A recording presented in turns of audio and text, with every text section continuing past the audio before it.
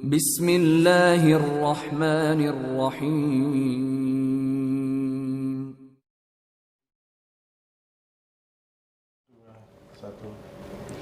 Bismillahirrahmanirrahim. Assalamualaikum warahmatullahi wabarakatuh.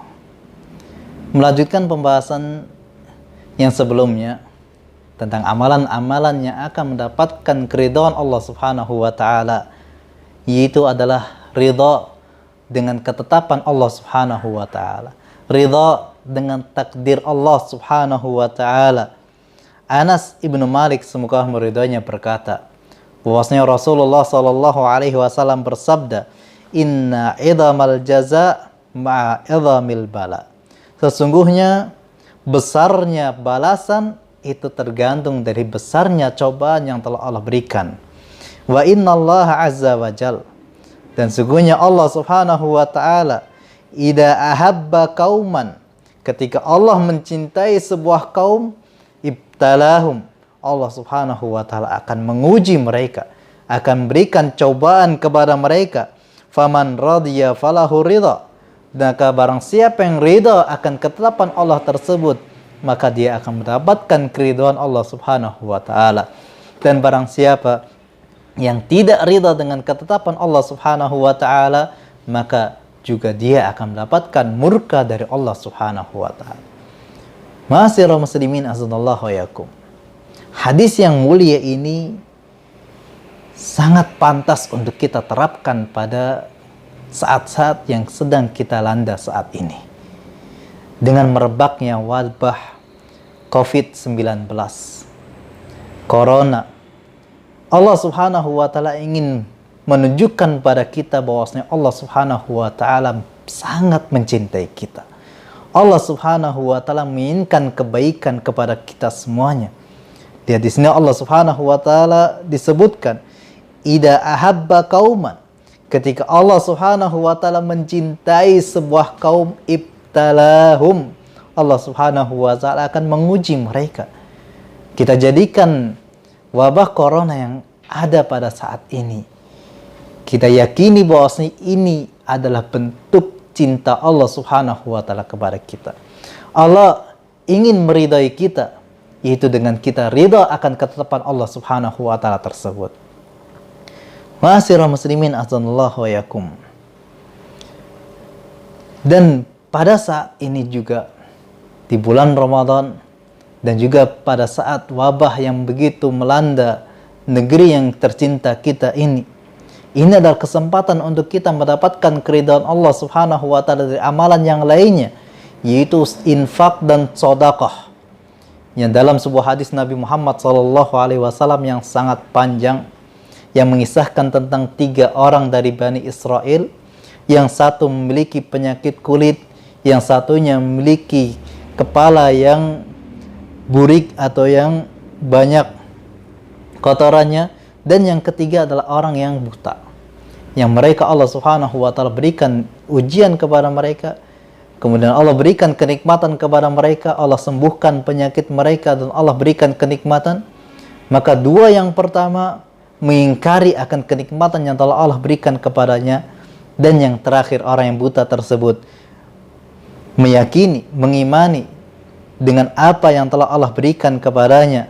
Maka lihat, ketika dia menginfakkan harta yang dia miliki, maka dia akan mendapatkan keridhaan Allah Subhanahu wa taala.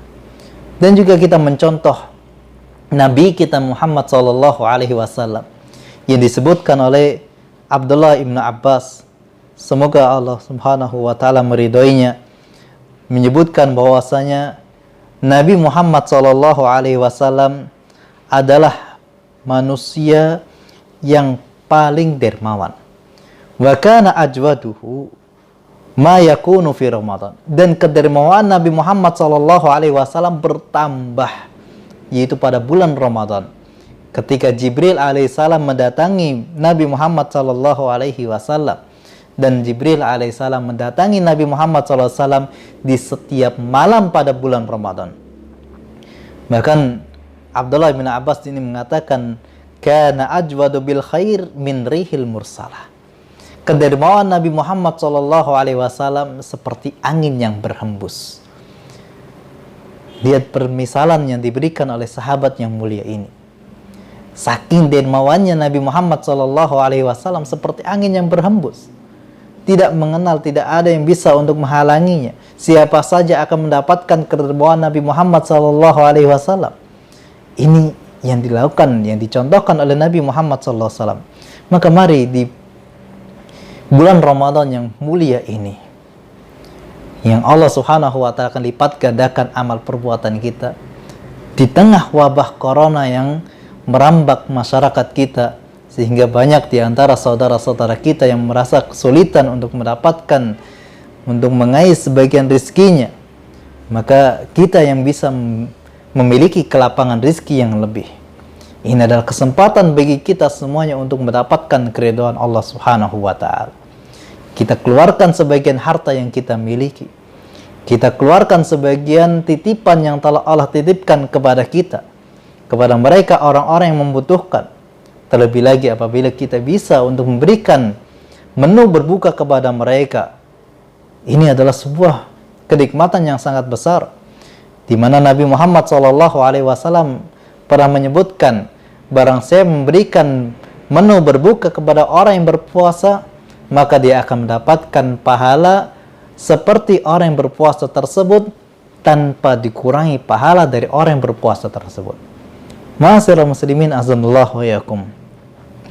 Maka Nabi Muhammad SAW dalam sebuah riwayat dari Anas ibn Malik, hadis yang marfu, afdalus sadaqah sadaqatu fi Ramadan.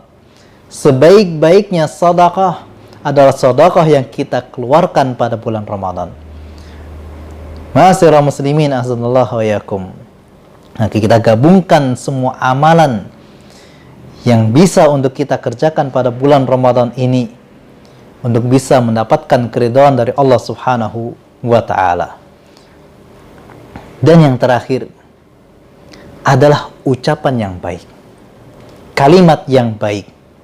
Abu Hurairah semoga Allah meridainya berkata bahwasanya Rasulullah SAW pernah bersabda, sesungguhnya seorang hamba tidaklah dia berkata dengan kalimat-kalimat yang diridai oleh Allah Subhanahu wa Ta'ala, la yulki lahabal, yang mungkin tidak dia kira bahwasanya ucapan yang diucapkan dia akan mendapatkan derajat seperti itu. Yarfa'ullahu biha darajah, maka Allah akan mengangkat derajatnya. Lihat, ucapan yang baik itu akan bisa mendapatkan keridhaan dari Allah Subhanahu wa Ta'ala. Nah, sangat pantas untuk kita kerjakan pada bulan Ramadan ini. Selain Nabi Muhammad SAW juga pernah mengatakan, man kana yu'minu billahi wal yaumil akhir falyakul khairan aw liyasmut.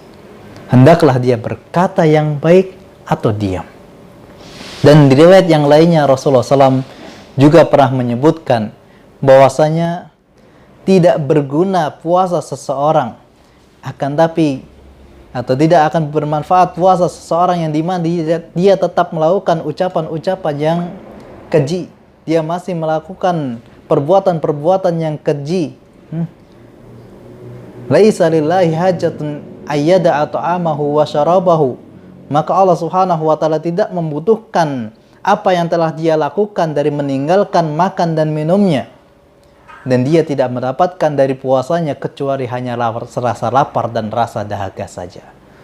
Maka kita berusaha pada bulan Ramadan bukan hanya menjaga hawa nafsu saja, bukan hanya menahan lapar dan dahaga saja, akan tapi kita juga menjaga lisan kita agar tidak mengucapkan ucapan yang bisa mendapatkan kemurkaan dari Allah Subhanahu wa Ta'ala. Ini mungkin yang dapat saya sampaikan pada kesempatan kali ini. Wabillahi taufiq wal hidayah. Fastabiqul khairat. Wassalamualaikum warahmatullahi wabarakatuh.